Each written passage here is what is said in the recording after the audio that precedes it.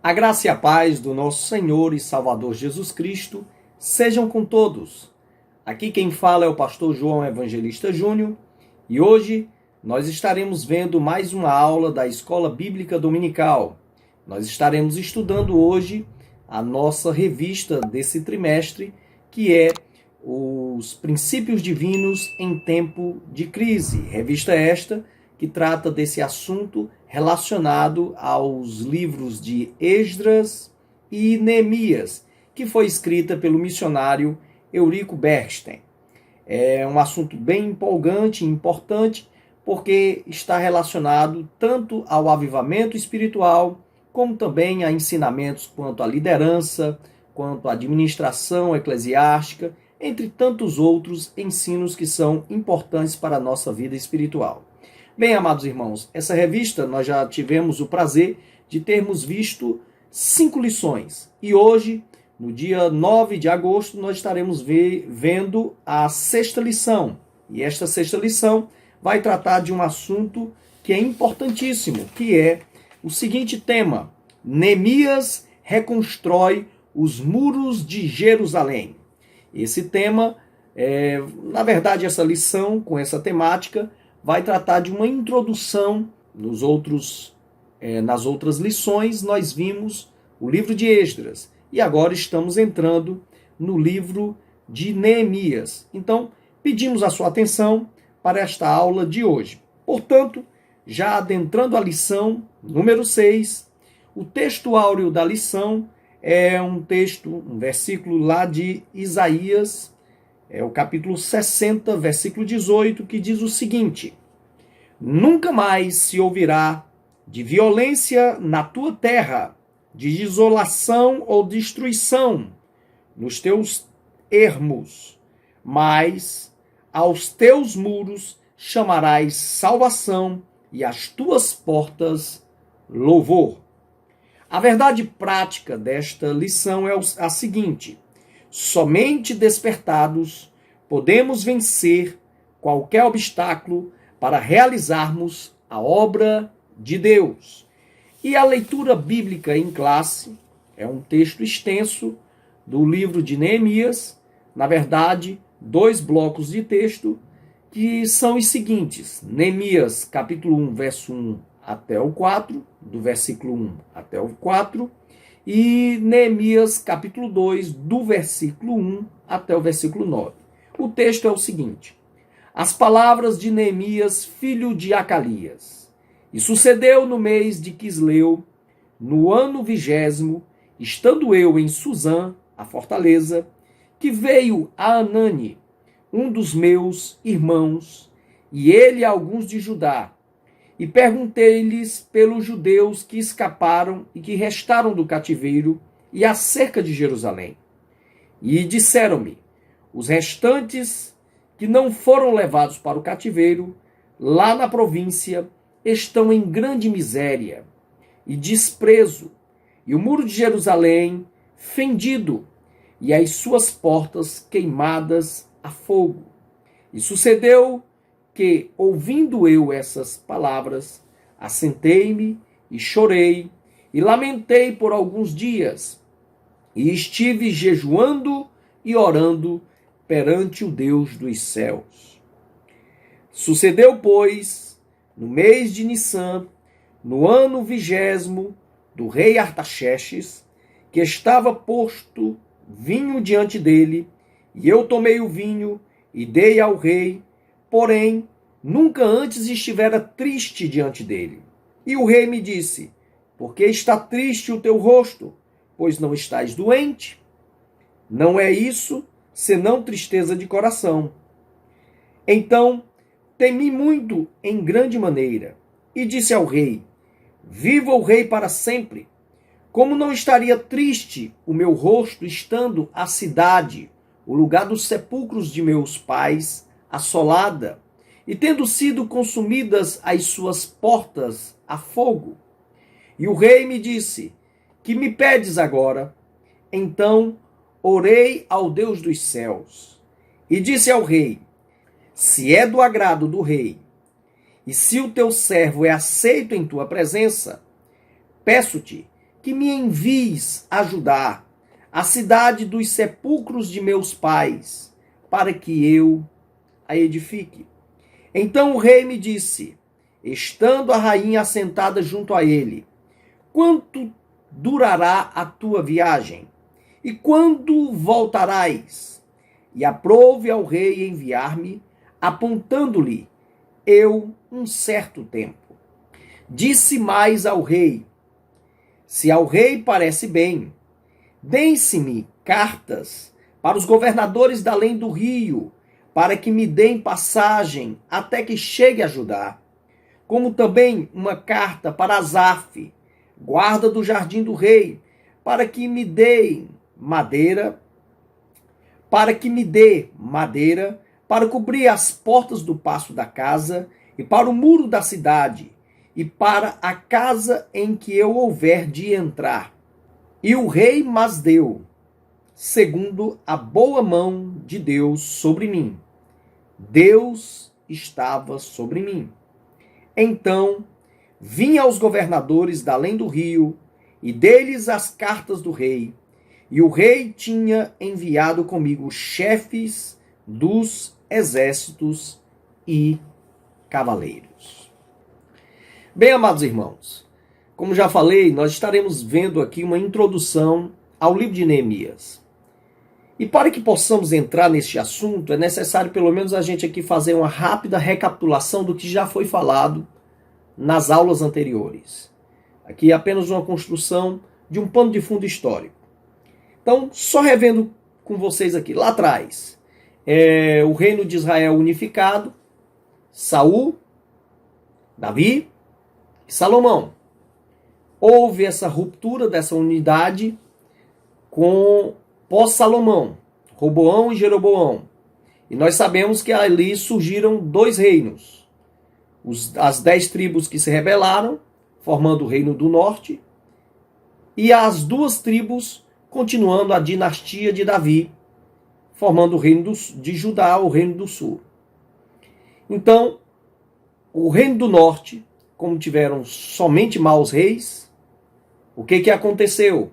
Em 722, houve a sua queda. O reino do norte foi invadido pelos assírios, destruído, e o povo disperso. O reino do sul, mesmo tendo tido alguns bons reis, mas o povo estava também caindo cada vez mais na idolatria, e o juízo de Deus foi duro também com eles. Em 586, há a consumação da destruição de Judá, de Jerusalém, que era a capital, e do templo. A essa destruição, o povo é levado cativo e acontece o que as profecias de vários profetas tinham sido ditas, que o povo seria levado em cativeiro para a Babilônia.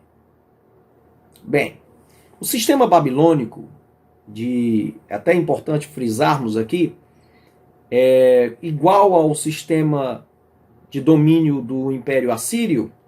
Eles trabalhavam com esse modelo de exílio, em que eles queriam evitar que os povos pudessem ter alguma possibilidade de se reagruparem, se reorganizarem e criarem motins, insurreições contra o Império.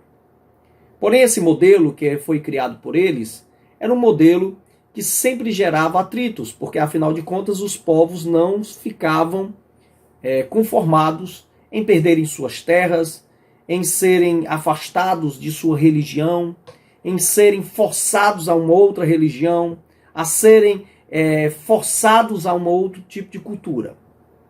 Então, o povo hebreu mesmo não se conformava com isso.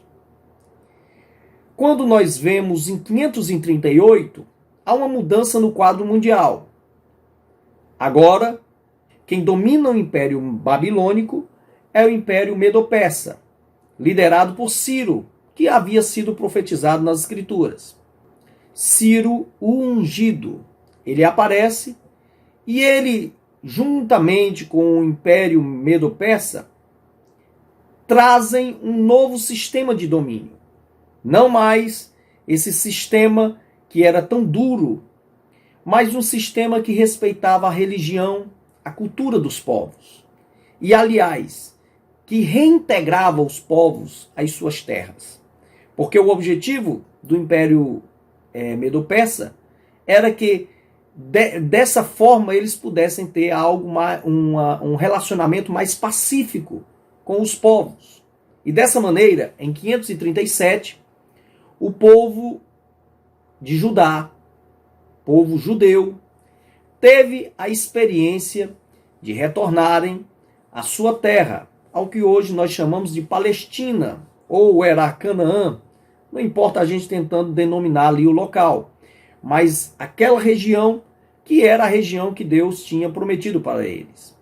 Então eles retornam em 537, com Zorobabel e Jesua, ou Josué, depende da versão.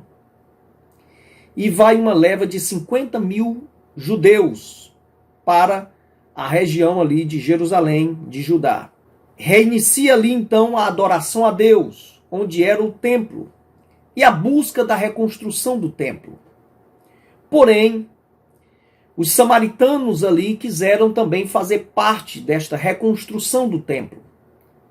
Zorobabel, junto com o sacerdote Jesua, tenta reconstruir o templo. Os samaritanos, eles tentam de alguma forma se infiltrar, participarem, mas o povo judeu não permite. Aí você diz, mas isso está errado, o povo judeu é uma forma de discriminação? Não, porque na verdade os samaritanos não era uma questão propriamente ligada apenas a uma boa ajuda que eles queriam dar. Porque, por exemplo, Davi e Salomão aceitaram a ajuda para a construção do primeiro templo dos fenícios. Mas eles não foi aceita aqui dos samaritanos. Por quê?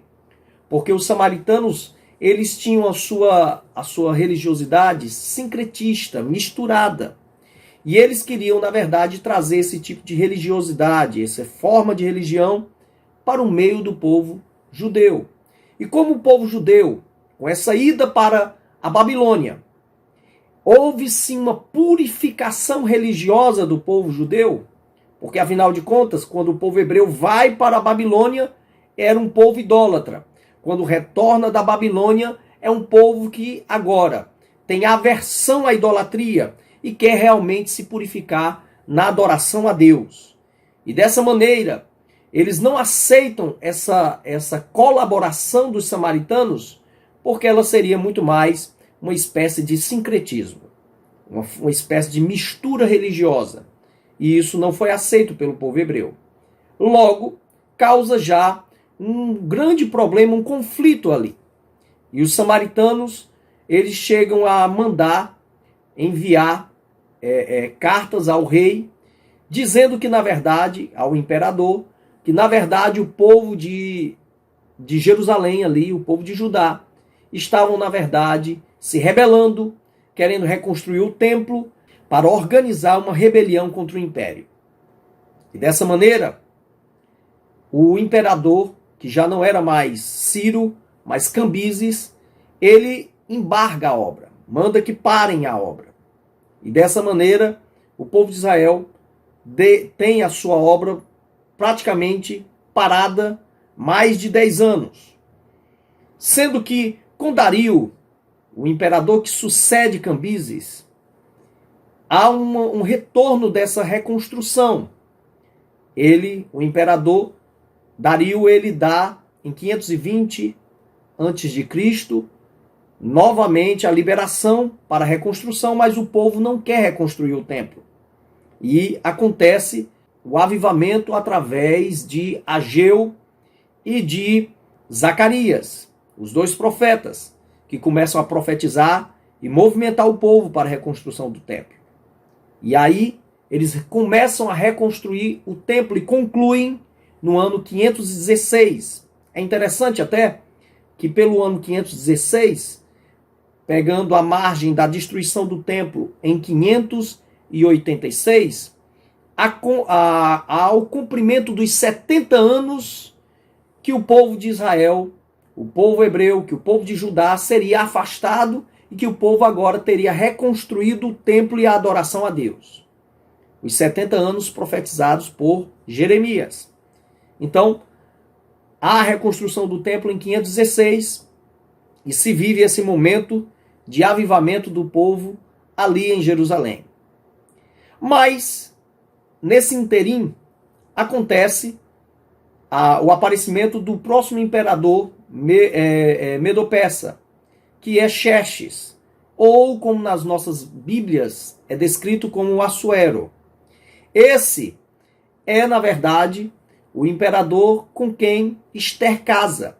E é nesse período, em 476, que a rainha Esther, que era uma judia, ela tem o espaço ali de salvar o povo judeu, porque sabemos que Amã tinha levantado um projeto para a destruição do povo judeu.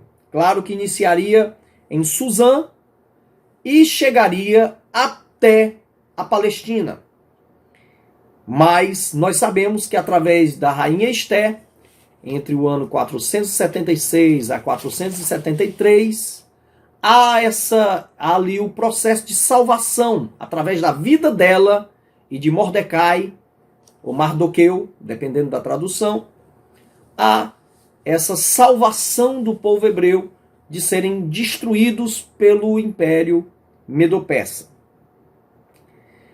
Mas sabemos que durante esse longo período há um esfriamento entre o povo hebreu. E é necessário uma reforma religiosa que acontece com Esdras. Esdras retorna no ano 457, ele que era um sacerdote, encabeçador das sinagogas, um grande defensor das escrituras, um copista. Ele era um homem altamente preparado, retorna ali para a Palestina e ele traz ali uma reforma espiritual para os irmãos da Palestina. Tudo para que os irmãos da Palestina vissem e novamente voltassem aos primórdios. Ele é contra o casamento misto que estava havendo. Afinal de contas, as pessoas tinham retornado a uma vida totalmente fria espiritualmente, longe da lei do Senhor, longe dos princípios elementares de uma vida de adoração a Deus. Então, é com Esdras que acontece um avivamento. E em 444, depois que o templo já tinha sido reconstruído, em 516, depois da história que houve da rainha Esther, depois dessa reforma espiritual que aconteceu com Esdras lá entre os judeus, aparece então Neemias no palco, na história, para agora buscar a reconstrução dos muros de Jerusalém e para uma renovação civil e política do povo. Ou seja, numa perspectiva agora muito mais ampla, não só espiritual, mas numa perspectiva também ligada às demais áreas, porque afinal de contas, como nós lemos no texto, o povo estava na miséria, o povo estava no opróbrio, o povo estava totalmente perdido, desamparado, porque afinal de contas, eles eram vítimas até mesmo de outros tipos de exílios, porque afinal de contas não tinham proteção. A cidade de Jerusalém estava derrubada.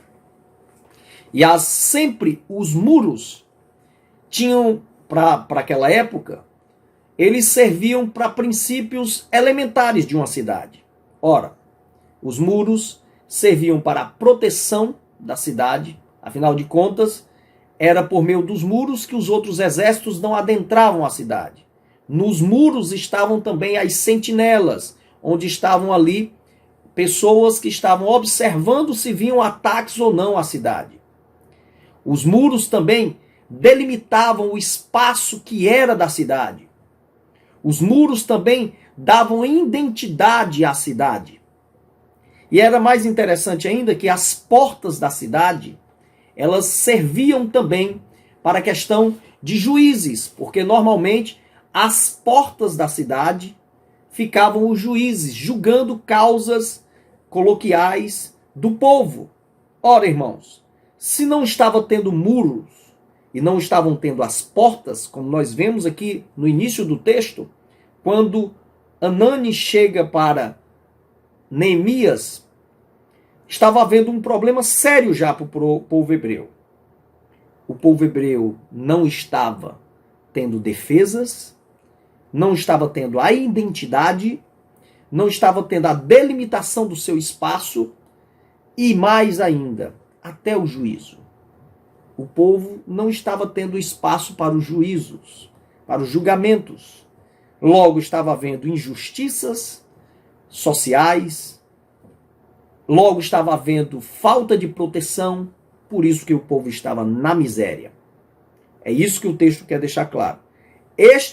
Esta era a realidade de Jerusalém. Jerusalém tinha conseguido alguns momentos de uma renovação espiritual, mas neste momento, em 444 a.C., o povo estava vivendo esse momento difícil, esse momento caótico.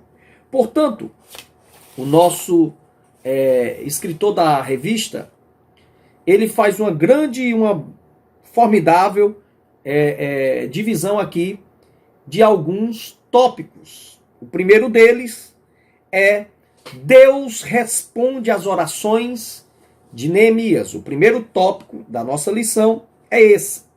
Deus responde às orações de Neemias. E o primeiro subtópico da nossa lição é o seguinte: Deus envia emissários a Neemias. Então, o emissário, como nós já falamos, é o próprio irmão de Neemias, Anani, e ele, quando retorna de Judá, ele conta para Neemias o estado. Mas o que é interessante quando nós lemos esse texto é que não foi apenas o irmão de Neemias que chegou contando. Foi Neemias que queria saber como estava. Ora, irmãos, Neemias nunca tinha nascido em Jerusalém ou em Judá. Nunca tinha vindo da Palestina. Ele tinha nascido ali, já dentro do império, possivelmente já dentro do império Medo-Persa. Ele não tinha vivido a realidade, por exemplo, de pessoas, de anciãos que chegaram a ver lá no passado sobre quando saíram de Jerusalém. Na verdade, esses anciãos nem existiam mais. Já tinham todos morrido. Jerusalém, nesse período, já fazia 142 anos que tinha sido derrubada. A cidade já tinha sido derrubada há 142 anos. Então, Jeremias não é um dos que choraram, como alguns, quando a gente vai ver, dos que retornam com Zorobabel. Quando retornam com Zorobabel, alguns anciãos que conseguiram retornar vivos para ver ali a adoração em Jerusalém. Aqui é muito depois de tudo isso. É muito depois. Quase 90 anos. Então, eles não chegaram a ter essa experiência como esses anciãos tiveram.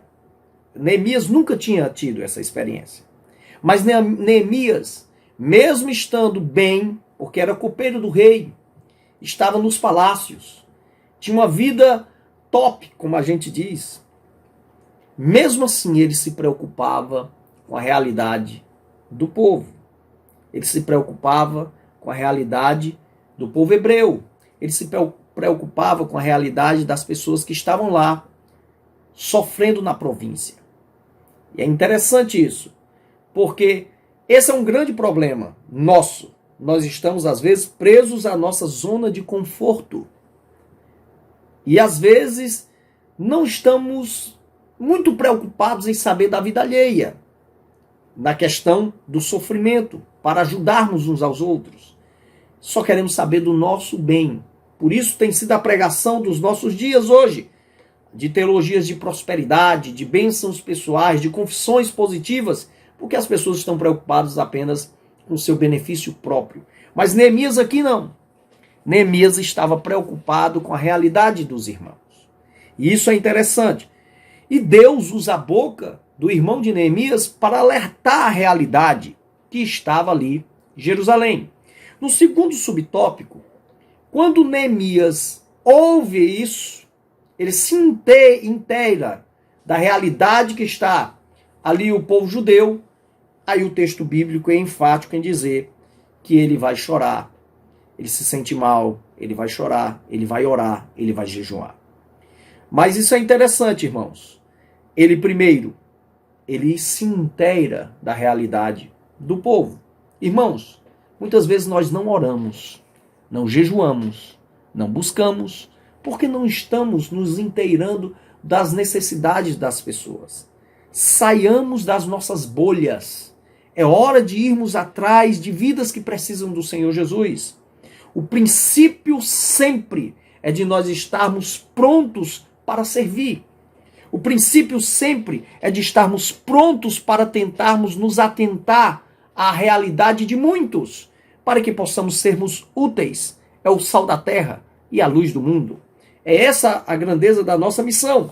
E como nós falamos aqui, Neemias vai orar.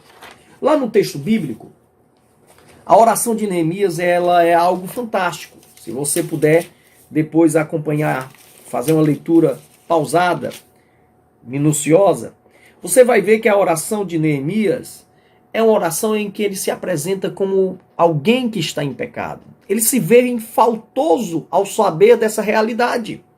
Ele se vê em falha, porque ele se viu como alguém que não estava fazendo a sua parte. Então ele começa pedindo perdão a Deus. Ele não se acha melhor do que os outros. Ele não se acha melhor porque ele agora estava num estado na casa do rei, enquanto que os outros estavam sofrendo. Não, pelo contrário, ele se vê em pecado.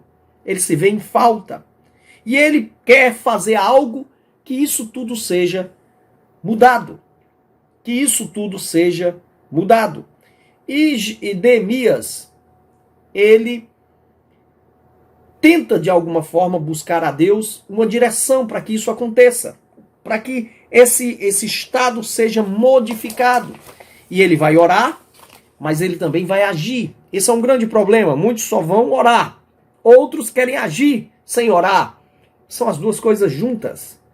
O texto vai nos deixar claro isso. E ele vai passar vários meses orando.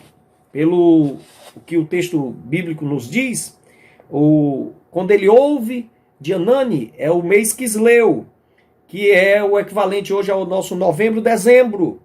E quando ele vai chegar à presença do rei Artaxerxes, do imperador, no capítulo 2, é o mês Nissan, que é o equivalente a abril, maio. Então, olha o tanto de tempo que Neemias ficou orando e jejuando para esse momento. E é interessante quando ele se encontra com o rei, tá certo? No terceiro subtópico aqui, do primeiro tópico, vai falar disso. Deus responde às orações de Neemias. E como é que Deus respondeu? Despertando o rei. Como é que Deus fez isso? Deus apenas fez o rei sonhar? Há casos na Bíblia que Deus utilizou o sonho, que Deus falou diretamente. Mas nesse caso aqui, Neemias fez também a sua parte. E é isso que Deus quer que nós façamos. Além de orarmos, estarmos prontos para agir. O que Neemias fez? Ele não poderia, de maneira nenhuma, e se você vê os detalhes que existiam para alguém chegar à presença do rei ou falar algo para o rei, você vê, por exemplo, no livro de Esté, para se falar, até a rainha para falar com o rei, tinha que o rei estender o bordão e ela tocar no bordão para que pudesse falar com o rei. Eram vários detalhes. Aqui mesmo você vai ver como Neemias é inteligente para chegar diante do rei. Ele chega trazendo no seu rosto um semblante de tristeza, um semblante apático. O rei fica curioso.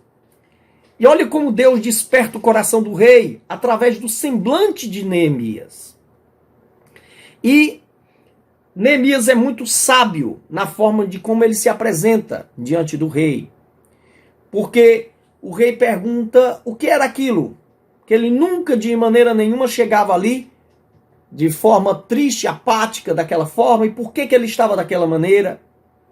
E Neemias ele vai explicar que, na verdade, ele estava abatido por saber da realidade da cidade dos pais dele, em que dos sepulcros dos pais dele, que a cidade estava destruída, que os muros da cidade estavam destruídos, que os portões da cidade estavam queimados.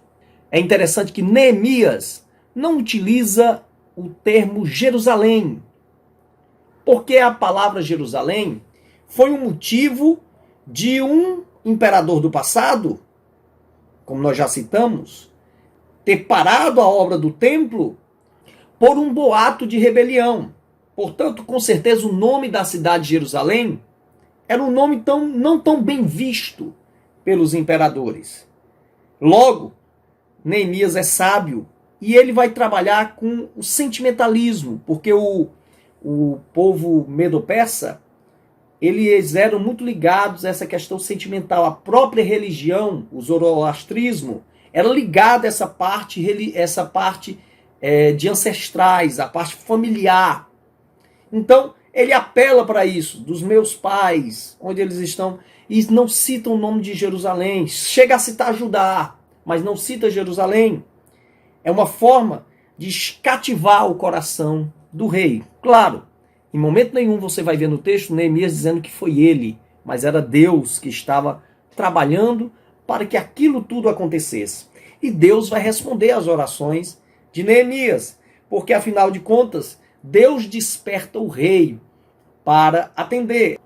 Se você for ler o texto, você mesmo vai ver que o rei mesmo é que pergunta a Neemias o que ele quer.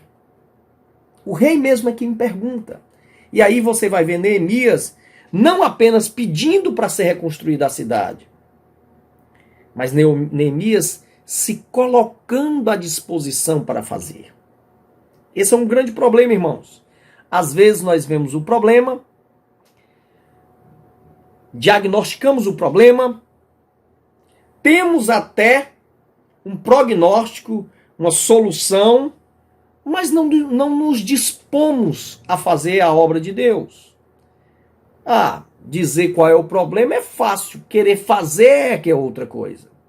Neemias não apenas estava orando, Neemias não foi apenas ele aquele que foi atrás da ajuda do rei, Neemias não foi apenas aquele que agiu, mas Neemias, ele além de interceder, ele pediu a oportunidade para fazer, porque ele estava disposto, ele se dispôs para fazer. Essa é a necessidade dos nossos dias, é de pessoas dispostas para fazer a obra do reino de Deus. Continuando aqui, portanto, você vai ver no segundo tópico da nossa revista que Neemias chega a Jerusalém. Neemias ele chega a Jerusalém e nós vamos ter aqui algumas lições de liderança, de boa administração. Para ele ir para Jerusalém, claro, ele pediu muito mais para o rei. Ele pediu cartas, ele pediu o material, porque afinal de contas, se ele fosse sem cartas, ele não passaria pelo rio Eufrates, não passaria pelos outros governadores. Mas ele foi com várias cartas, elas feitas pelo rei, decretadas pelo rei, o decreto em suas mãos. E como era o decreto dos medos e persas, não podia ser revogado. Então ele tinha isso na mão. Ele podia muito bem passar pelos governos, pelas províncias sem nenhum problema, pelos governadores. Ele vai com material, ele vai com uma cavalaria, ele vai com um exército. Logo ele é muito bem visto, porque estão vendo realmente todos os governadores, inclusive quando ele chega em Jerusalém, os povos ali ao redor veem que ele vem com a autoridade do rei. Isso é muito importante. Então ele consegue tudo isso. Mas ele chega em Jerusalém, ele não chega logo agindo. Isso é uma lição para todos os pastores, que muitos pastores e líderes de departamento, etc., às vezes chegam logo com as suas ideias. Ele não fez isso. Primeiro ele foi diagnosticar. O texto bíblico é enfático em dizer-nos claramente que ele primeiro foi ver como era. Ele foi averiguar, ele passa 3 dias olhando todos os detalhes e não diz nada para ninguém. Depois de 3 dias. E é interessante aqui que o autor ele faz questão de chamar isso até de tática, quando a gente vê, por exemplo, mais na frente, no início do levantamento dos muros, porque ele é toda uma tática desde o início de Neemias. Ele primeiro está vendo, depois dele fazer esse levantamento, é que ele apresenta para o povo, ele declara a sua intenção de reedificar os muros. Ele primeiro fez todo esse diagnóstico e depois de ter feito o levantamento, aí ele chamou os líderes do povo, ele chamou os magistrados, os nobres, e aí ele mostrou para todos agora um discurso positivista de dizer: nós vamos levantar os muros, nós vamos reconstruir os muros. E ele tinha autoridade para isso. Mas teve esse processo. Neemias foi sábio, não chegando e confiando em todos, pelo contrário, devagar, averiguando e vendo no que poderia fazer. E, claro, organizando sempre um bom plano para que pudesse ter êxito nesta empreitada que ele faria. Então, você vai ver, logo aqui no tópico 3 e no capítulo 3 da sua Bíblia, você vai ver esse trabalho sendo realizado. Depois que ele motiva o povo, Neemias motiva o povo, afinal de contas, ele diagnosticou, ele mostrou a autoridade que ele tinha. Houveram ainda pessoas como, nós vamos ver muitas vezes sendo citado eles, Sanbalate, Tobias, Gessem, vão tentar de alguma forma desanimar Neemias. Inclusive, chegam dizendo, além de zombar, chegam dizendo: você vai se rebelar contra o rei? Mas Neemias deixa claro a autoridade que ele tinha. E aí ele não se confia apenas no rei. Ele diz: o Deus do céu, verso 20 do capítulo 2, fará com que sejamos bem-sucedidos. Ele não está se confiando apenas na posição que ele tinha já de como um governador dali. Não apenas o rei que estava ao lado dele. A confiança de Neemias, ela estava em Deus. A confiança de Neemias, ela estava em Deus. E isso é importante. Portanto, no capítulo 3, que já é o tópico 3 da sua revista, vai falar desse plano de Neemias. O que nós podemos ver? Em primeiro lugar, nesse plano de Neemias, ele vai dividir, em vez de querer apenas colocar todos trabalhando em um só local, ele dividiu, na verdade, a construção dos muros em partes. Ou seja, cada grupo que estaria fazendo uma determinada parte do muro. Ou seja, funções para cada tipo de grupo. E é interessante, ele convocou, não foi apenas os mais pobres, os mais simples, ele convocou todos para participarem. De sacerdotes, a magistrados, a nobres, a pessoas simples, a ourives, a perfumistas, todos tinham que participar para que houvesse êxito. Ora, eram 2.600 metros para a construção dos muros, com uma altura que fosse ela uma altura razoável para a proteção da cidade, e fora os vários e vários portões. Então a cidade deveria ser, sim, uma construção bem feita. E o objetivo de Neemias era que fosse o mais rápido possível. Afinal de contas, ele sabia dos perigos que rodeavam a ele. Então a tática de Neemias foi essa tática de distribuição de trabalho. E 2, ele não desmereceu a ninguém. Ele não desmereceu a grupo nenhum. Você vai ver pela leitura do capítulo 3 que alguns grupos fizeram mais e outros fizeram pouco. Mas o texto, que é um memorial de Neemias, mesmo esse texto tendo sido escrito por Esdras, são memoriais de Neemias. Você vai ver claramente que Neemias faz questão de enfatizar a construção de cada um dos grupos de forma que está elogiando a cada um, porque cada um fez a sua parte. Isso é importante para um líder. Elogia ao irmão que faz o pouco como ao que faz muito.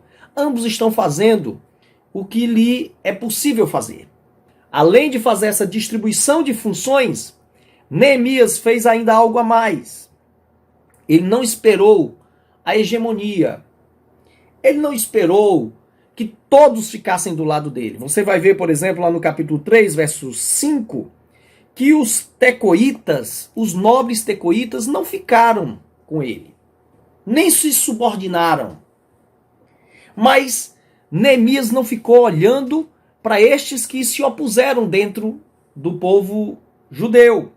Pelo contrário, ele continuou fazendo as obras. E o que é interessante é que os nobres tecoitas, eles não auxiliaram a construção dos muros. Mas o povo tecoita não só fez a parte que tinha sido separada para eles, como ajudou a outros a terminarem outras partes.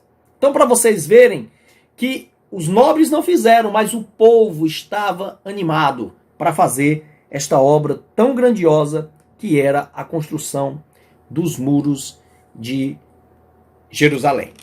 O texto ainda vai mostrar que a união dos judeus foi ela sim ameaçada. Eu não vou entrar nesse assunto porque vai ter uma lição inteira sobre esse tema. Porque você vai ver isso lá no capítulo 5, que uma das questões era porque realmente havia uma desigualdade social e pessoas pobres do meio judeu, elas eram exploradas por pessoas ricas do meio judeu. E você vai ver Neemias tomando decisões sábias para acabar com essa exploração, derrubando a usura e sendo ele o exemplo. Ele faz primeiro ele mostrando o exemplo para os demais. E vai ali haver uma renovação, uma reestruturação social através de Neemias.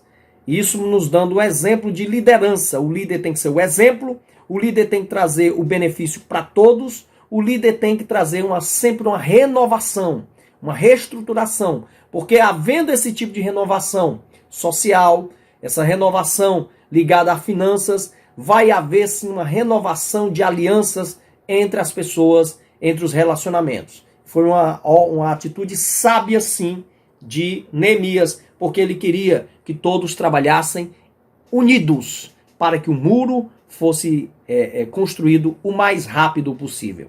Nós vamos ver que esse levantamento do muro provocou uma grande oposição. O levantamento do muro provocou uma grande oposição. E isso nós vemos durante todo o livro de Neemias.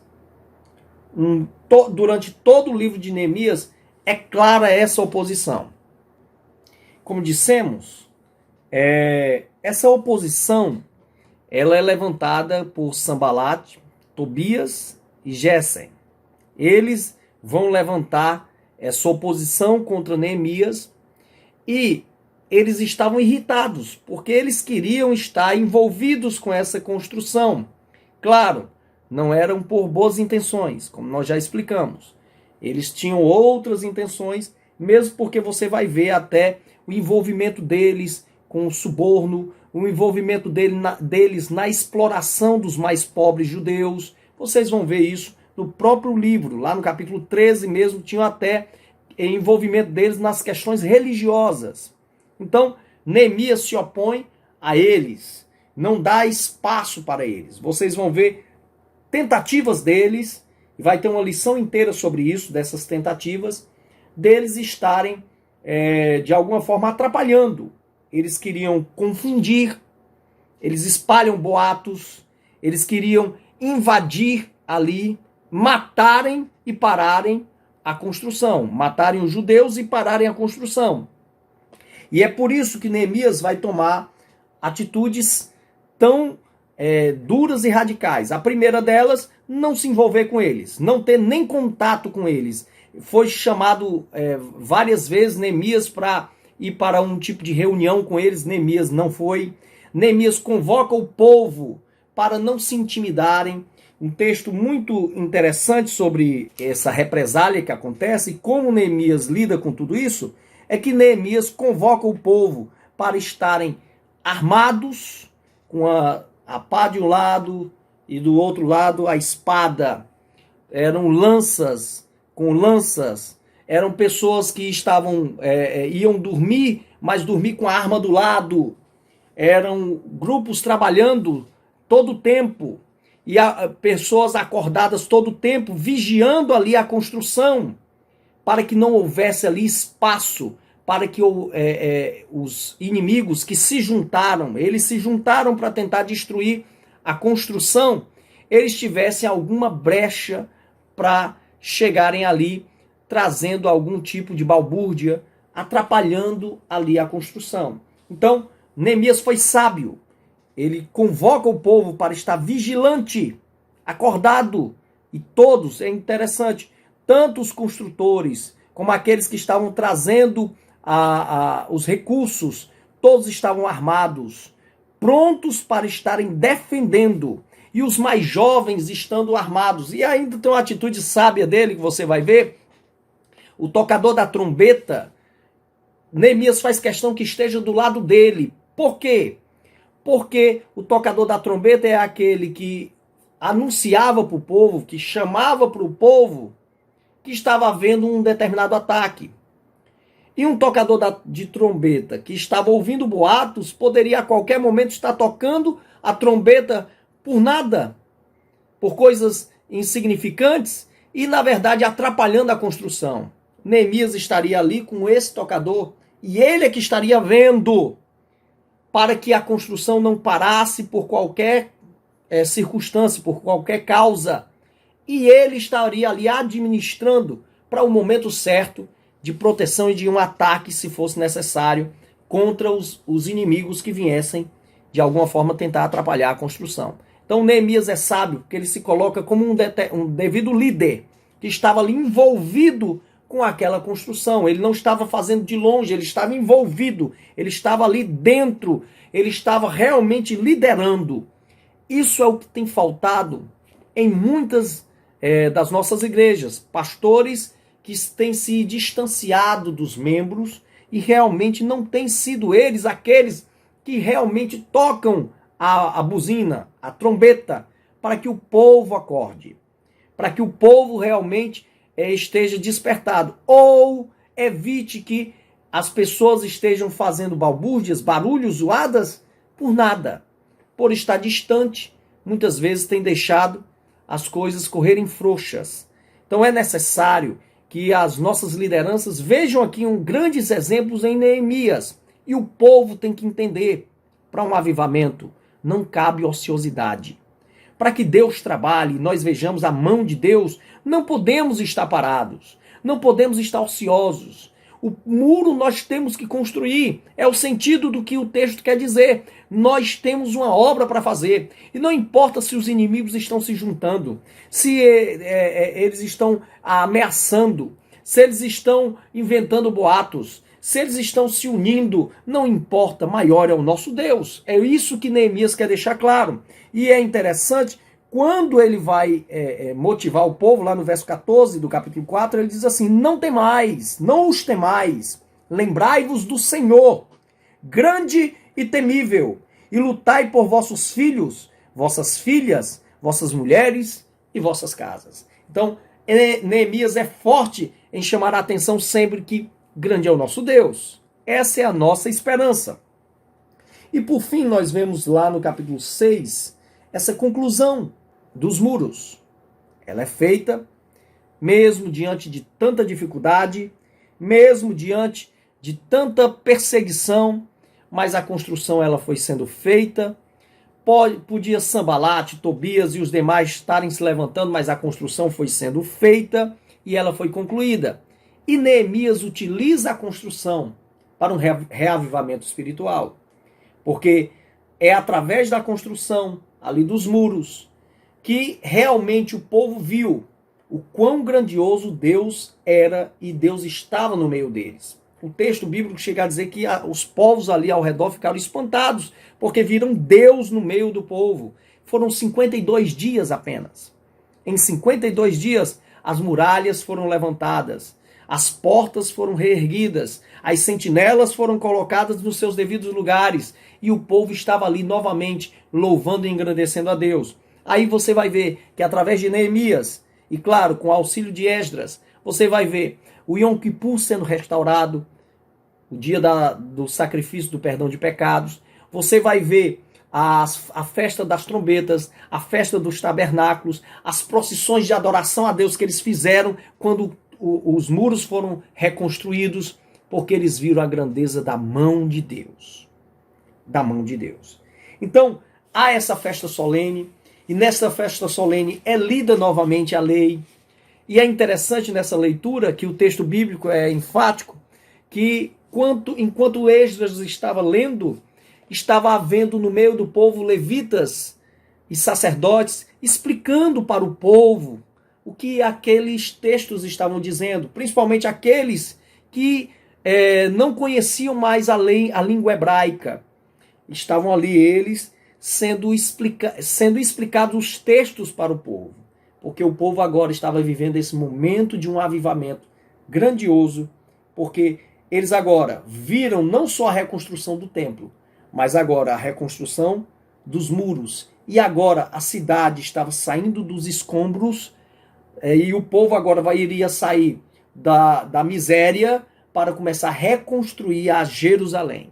É nesse sentido que o texto aqui vem nos mostrar a grandeza da obra de Neemias. Portanto, irmãos, lição para nós. Estamos vivendo um momento decadente espiritualmente em nossas igrejas. Estamos sendo invadidos pelos Sambalates, pelos Tobias, e as nossas ideias têm sido confundidas pelos boatos. Nós estamos vendo os escombros espirituais, a miséria espiritual, e não existe mais muros, delimitações. É necessário que reergamos os nossos muros, e os muros da salvação, como Eurico Bergsten ele enfatiza, os nossos valores, os nossos princípios, a nossa mensagem. É esse o princípio que Neemias quer nos ensinar, para que mostremos para o mundo que Deus está conosco. E não importa se eles vão se unir os inimigos, mas a reconstrução vai ser feita. Agora é hora de nós, construtores, estarmos com as nossas espadas em uma mão e com as nossas pás em outro. Estaremos trabalhando, mas estaremos prontos para guerrear por aquilo que nós cremos. Em defendermos a nossa fé, em defendermos os nossos valores. E quando eu falo de defesa aqui, eu não estou falando de uma briga literal, física, mas uma guerra espiritual que nós temos. É hora de mostrarmos para o mundo que defendemos a verdade, mesmo sendo amorosos. Que defendemos aquilo que é certo, mesmo sendo tolerantes. Que defendemos, sim, princípios que são sábios e coerentes, mesmo nós sendo pessoas que não arredamos o pé daquilo que cremos. É isso que nós queremos, que devemos mostrar para o mundo. Que realmente nós defendemos uma fé. Que estamos prontos para, como Neemias, levantarmos as muralhas e mostrarmos a muralha da salvação. Essa muralha grandiosa que foi erguida para todos nós na cruz. E que nós fomos arrancados das trevas para a maravilhosa luz. Em que a barreira antiga que nos separava uns dos outros foi derrubada. Agora somos um povo, mas fomos agora separados da sociedade antiga, da sociedade pecaminosa, do mundo que tinha como cabeça Adão. Agora nós temos como cabeça o nosso Senhor e Salvador Jesus Cristo. E é nisso que eu e você devemos parar e pensarmos: o que temos feito para Deus? Pastores, como temos administrado as nossas igrejas? Bom seria se tivéssemos mais tempo de falar aqui sobre Neemias hoje, mas teremos várias lições, que nessas lições nós teremos sim ensinos importantes para a liderança, para a administração e para esta busca de avivamento. Portanto, que Deus em Cristo vos abençoe e que possamos ouvir Deus nos chamando para esta obra grandiosa e estejamos prontos para nos colocarmos como Neemias e de dizermos: Senhor, usa-me. Eu quero ser um canal de bênçãos. Que não tenhamos medo de fazer a obra do nosso Senhor Deus vivo. E é isso que eu quero convidar você. Que Deus abençoe a todos.